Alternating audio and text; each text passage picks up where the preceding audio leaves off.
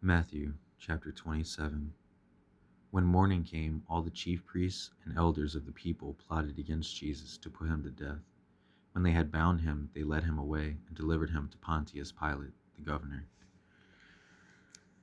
Then Judas, his betrayer, seeing that he had been condemned, was remorseful, and brought back the 30 pieces of silver to the chief priests and elders, saying, I have sinned by betraying innocent blood.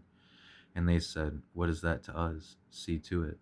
Then he threw down the pieces of silver in the temple and departed, and went and hanged himself. But the chief priests took the silver pieces and said, It is not lawful to put them into the treasury, because they are the price of blood. And they consulted together and bought with them the potter's field to bury strangers in.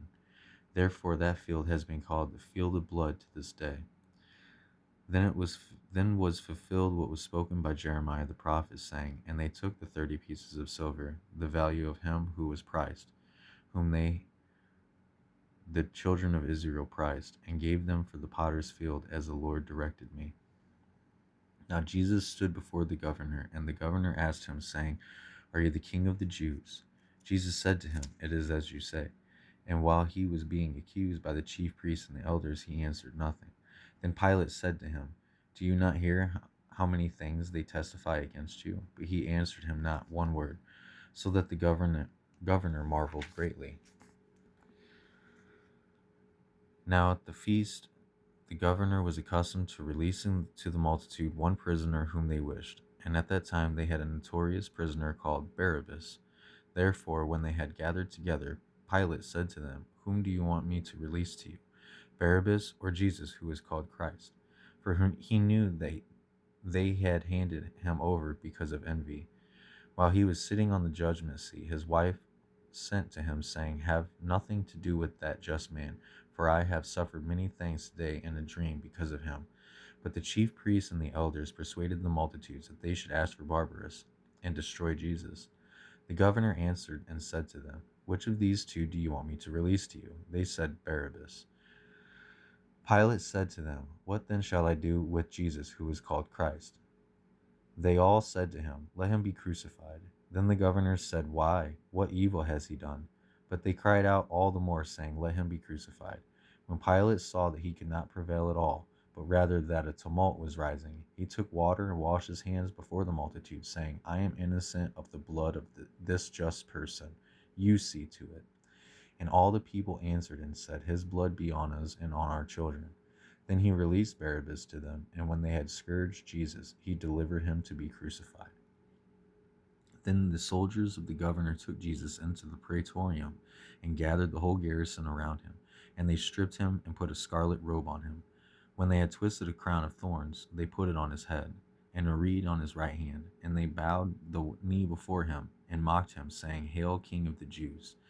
Then they spat on him and took the reed and struck him on the head. When they had mocked him, they took the robe off of him and put his own clothes on him and led him away to be crucified. Now as they came out, they found a man of Cyrene, Simon by name. Him they compelled to bear his cross. And when they had come to a place called Golgotha, that is to say, place of a skull, they gave him sour wine mingled with gall to drink. But when he had tasted it, he would not drink. Then they crucified him, and divided his garments, casting lots, that it might be fulfilled which was spoken by the prophet. They divided my garments among them, and for my clothing they cast lots. Sitting down, they kept watch over him there, and they put up over his head the accusation written against him. This is Jesus, the King of the Jews. Then two robbers were crucified with him, one on the right and the other on the left. And those who passed by blasphemed him, wagging their heads and saying, You who destroyed the temple and build it in 3 days, save yourself. If you are the Son of God, come down from the cross. Likewise the chief priests also, mocking with the scribes and elders, said, He saved others, himself he cannot save. If he is the King of Israel, let him now come down from the cross, and we will believe him. He trusted in God. Let him deliver him now, if he will have him. For he said, I am the Son of God. Even the robbers who were crucified with him reviled him with the same thing. Now from the 6th hour until the 9th hour there was darkness all over the land. About the ninth hour, Jesus was crying out with a loud voice, saying, Eli, Eli, lama sabachthani? That is, my God, why have you forsaken me? Some of those who stood there, when they heard that, said, This man is calling for Elijah. Immediately one of them ran and took a sponge filled with sour wine and put it on a reed and offered him to drink. The rest said, Let him alone. Let us see if Elijah will come to save him. And Jesus cried out again with a loud voice and yielded up his spirit. Then behold, the veil of the temple was torn in two from top to bottom.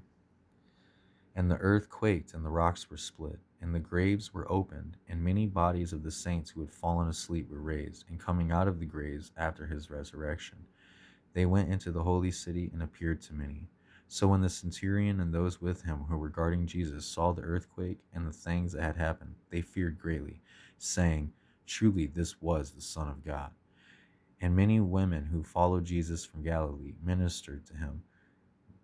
There were there looking from on afar, among whom were Mary Magdalene, Mary the mother of James and Joses, and the mother of Zebedee's sons. Now when the evening had come, there came a rich man from Arimathea, named Joseph, who himself had also become a disciple of Jesus. This man went to Pilate and asked for the body of Jesus. Then Pilate commanded the body to be given to him. When Joseph had taken the body, he wrapped it in a clean linen cloth and laid it in his new tomb, which he had hewn out of the rock. And he rolled a large stone against the door of the tomb and departed. And Mary Magdalene was there, and the other Mary sitting opposite the tomb. On the next day, which followed the day of preparation, the chief priests, the Pharisees, gathered together to Pilate.